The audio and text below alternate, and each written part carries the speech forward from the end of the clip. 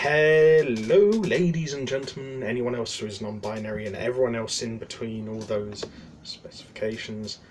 I hope you're all having a wonderful Sunday and that you're keeping safe and sound, hygienic, and you're taking care of your loved ones as best as you can in this trying time. Welcome to Ted's Booze Cellar with me, your most gracious host, Ted. Now, I know I look like a bit of a trucker, what with my University of Sussex hat and my World of Tanks t-shirt, but I am playing World of Tanks right now. I'm going to play it again a bit more after I've finished recording this video. Now, as you guys will have seen on yesterday's episode, I did review the Wharf IPA by Harvey's Brewery, and today I'm reviewing another drink by Harvey's Brewery, namely Gold Bier. Now, this is the one that's spelled B-I-E-R, as you can see there. Crisp and refreshing, alcohol 4.0% volume, so it's about like the same strength as like most beers that are produced in the UK. It's pretty like just level, sort of not too strong, not too weak.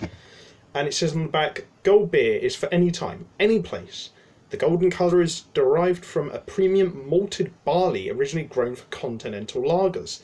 This dry, balanced beer has a soft malt palate that is offset by the gentle bitterness of local Fuggle and Golding hops. A thirst-quenching and refreshing brew is best served chilled. And thankfully I have had this can in the fridge for a couple of days, so it is nicely chilled. And yeah, only 4.0% alcohol volume. I got this at the Wine Barrel Alcohol shop in Brighton and Hove for, pretty sure it was $2.79 for this 33 centilitre can, so I think it's probably worth the price considering the probably the potential quality of the beer, I'd say. Obviously we'll have to see if that actually does hold up once we actually taste it, but the thing is, I have had this beer before. I've had it on draft at the King and Queen pub in Brighton. Remember the last time I had it on draft was when I went to see, it was the last Premier League football season, 2018-19 season, and it was the penultimate match day of that campaign and I went there to watch the match where Liverpool beat Newcastle 3-2. I remember I had a few pints of it there. The draft version of it is really good. I'll have to review that at some point in the future, but I can't remember ever trying the can version. I'm pretty sure I must have done, but I remember it being pretty good, so I'm going to try it again today and see what it's like. The can is a nice looking can. The design is a bit out there. It's just a mash of flavours and colours, and I'm not really sure what it's supposed to represent, but yeah, it's a nice looking can. I'll give it a 7.5 out of 10. It looks nice. It's just a bit confusing, but yeah, I like it. So let's give it a sniff and hopefully give ourselves a good first impression. Okay. To be fair, I have tasted beers that have been weaker than this and have cost a lot more, so hopefully this will hold up. So,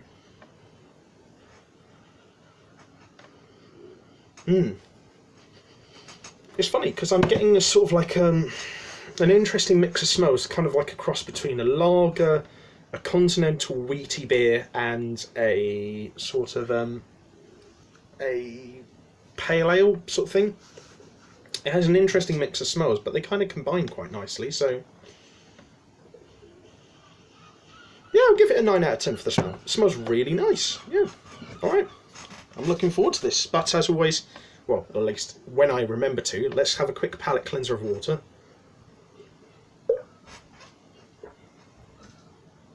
Oh dear. Not least before spilling some on my beard, but what are you going to do? And yeah, as always, drink responsibly, know your limits, and let's see what it's actually like. So, bottoms up.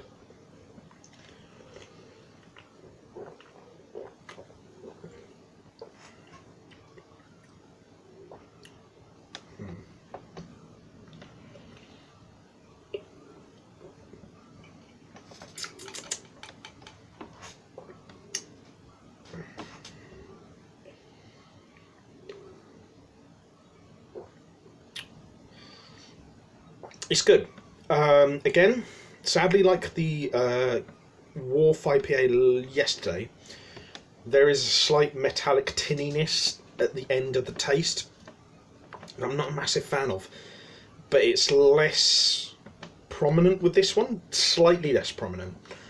I do really like the mix of flavours though. I think that my initial impression from the smell of it, like having flavours that are like a mix of postmodern pale ales, traditional British lager, and traditional continental European sort of like wheat lagers, is quite accurate actually.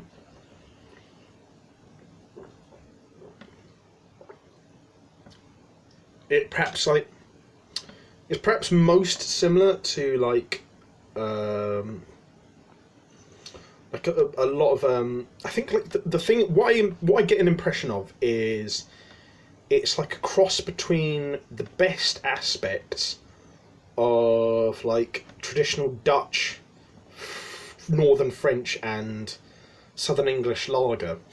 So like, I know they're not necessarily seen as like the classiest lagers around the world, but say for example if you took like Amstel, Carling, and like Kronenberg, but like the best versions of those, so like, you know, like the bottled versions of Kronenberg and Amstel and the draft version of Carling, and you took all the best aspects from those, namely like the heartiness of bottled Kronenberg, the refreshing, just simple nature of bottled Amstel, and just the light crispiness of like draft Carling. You combined all those together and you added in a little bit of like light fuzziness from like a lot of German wheat beers, and a little bit of sort of like juiciness from like juicy pale ales, and you mixed all those characteristics together. I think that's what you would get if you get this. Now I know me mentioning those sort of like beers that are perhaps not seen as being the most classiest drinks in the same breath as this thing might not give you guys the best impression of it, but I mean I'm specifically pointing out the best aspects of those particular drinks, and they are sort of like, they are present in this drink here but dialed up to 11. So like it's like representative of like quite a few different types of beers, but in like a really good way. Not in a way you'd expect perhaps, but definitely in a good way at least. Yeah, no, I'd definitely say the draft version of this is better. But as far as canned versions of drinks go, this is still really nice. And I would say it is well worth $2.79 for a can of this.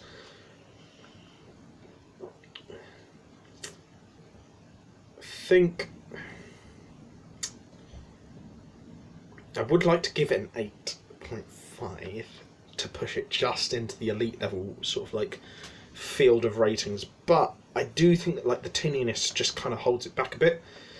So I'll probably give it somewhere between, it's either, I think I can't really justify giving it a 7.75. I can't really justify going down that low, but I can't really justify going any higher than an 8, so I'm going to give it an 8. More so out of like a sense of like standardizing and sort of like narrowing down scores, but even still it meets the level of 8.0 out of 10 very respectably, like really nicely. And I would say it's probably a drink that's suitable for pretty much any occasion. Like it says on the can, it's probably good as a pre-drinks drink or a sesh drink. It's nice and relaxing enough to have just a couple with a friend over a chat or at the end of a hard day work. And it's plain enough that you could probably drink it with a lot of meals as well. So